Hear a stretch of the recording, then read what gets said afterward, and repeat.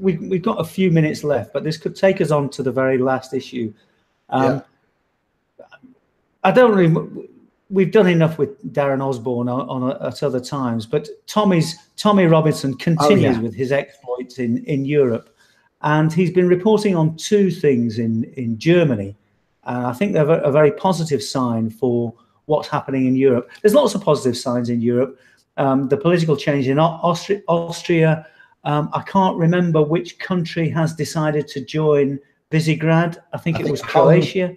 Croatia joined Hungary, Poland, and exactly. So that they're increasing the power block there, and the demonstrations against the rape gangs and the Muslim violence in Germany. Tommy Robinson was in Cottbus. My friend Ash Sharp, who's got his own website, The Republic Standard, and is a great writer, has written about the Cottbus demonstrations, and there seems to be increased demonstrations in Germany, which is a very, very positive sign. I think. Well, and those demonstrations, which have been going on for years now, every week, Pegida puts people on the street, and it's East Germany. A lot of it's East Germany. They know what communism is. They're not going back to that. And I mean, Tommy occupies quite a bit of my time, and maybe shall I just tell this? The last thing Go ahead. As he was coming back from Germany, he gets a call from, I believe he got a call from a Guardian reporter, and the Guardian reporter's trying to make a story happen. This is what we work out afterwards. So during the trial of Darren Osborne that we've spoken of before, who was convicted and sentenced to an absolutely massive sentence. During that trial, Tommy put out 2 live stream videos of interviews with BBC journalist and a Sky News journalist. Yeah, I watched them. And they were fantastic because he really exposes what the media is trying to do. Even if, I don't know if Sky News has used any of that footage. Maybe they did on the day, but it doesn't matter. And the BBC used tiny snippets of it. But just the questions, you can see from the questions, the whole thrust of what the BBC and Sky were doing was, Tommy is responsible for this man, Darren Osborne. That's it. That was the line of questioning. This man went, and because he was radicalized, but he was radicalized by the far right, and then we'll stop there. We won't say what was the far right talking about, and Tommy isn't far right, which was Islamic terror in Britain. So they're cutting the stages out to just focus on Tommy. So the Guardian calls up and try to make a story. And the story they wanted to make was these 2 videos constitute contempt of court. They constitute talking improperly about a trial in progress. And for people outside of the UK who don't know this, the UK's got very strong restrictions on what you can say about a trial while it is running.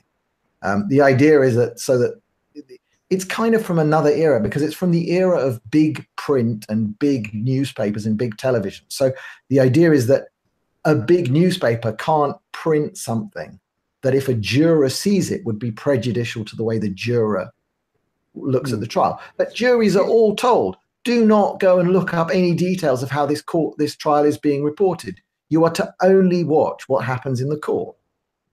So what they tried to make out was that by streaming live these interviews that weren't set for broadcast until after the end of the trial, Tommy had committed a crime called contempt of court. Tommy's already on a suspended sentence. That means that he's in an 18-month period where almost any arrest for anything will put him in prison for 3 months. So the Guardian, they go and try and make this story because they go and ask, what's buried in the article that the reporter writes the next day is this little line saying, nobody has complained about those 2 videos, not the police and not the public. So the 2 videos went out. They were seen by tens of thousands of people on Facebook and on YouTube and spread widely. Nobody picked up the phone and made a complaint. The police didn't do it and the public didn't do it. But in the Guardian article is this sentence that says anybody can make a complaint. So it's like the Guardian is fishing for people now to make a complaint. But the point is the case is over. The guy was convicted. He's got a long sentence. if that judge now opens a contempt of court proceeding against Tommy, all it does is hand to the guy's defense, hey, look, there was something prejudicial about my trial. Let's have a retrial. I mean, there's lots of interesting things about that. You really should check out the Sky News interview, because it's the Sky News. Yeah. The interview comes to an end. I watched all these things prior to writing my own article on the Darren Osborne case. But it comes to an end when the Sky journalist, for want of a better word, says, "Are you live streaming this?" And Kev Carroll says, "Yeah, it's going out live, mate, now on Periscope." And the journalist puts on this stupid face and says, "Oh, you could be in contempt of court now." But as Tommy points out to him, he says, "No, I haven't talked about Darren Osborne at all. I've talked about my reasons, how you're trying to involve me in the case. And if you work it out, correct, at all times I've said alleged killer." Yeah. So it's all alleged. This turnaround actually only happens right at the moment when the journalists asked Tommen, "So what are your thoughts on," I don't know if he said the conviction of Darren Osborne, and that's when Tommy says, whoa, he hasn't been convicted yet. And the journalist says, "It's okay, this isn't going out until after." And then Tommy looks at the live camera and "You're on." And so at that point, you cannot say that anything was prejudicial. And it would be the weakest, but let's not underline things. Just an arrest gets Tommy put in prison. So the left wants that. They know that. So don't underestimate the danger of what they're trying to pull here, the stunt they're trying to pull. We've got a couple of minutes. We're rounding off now, I think.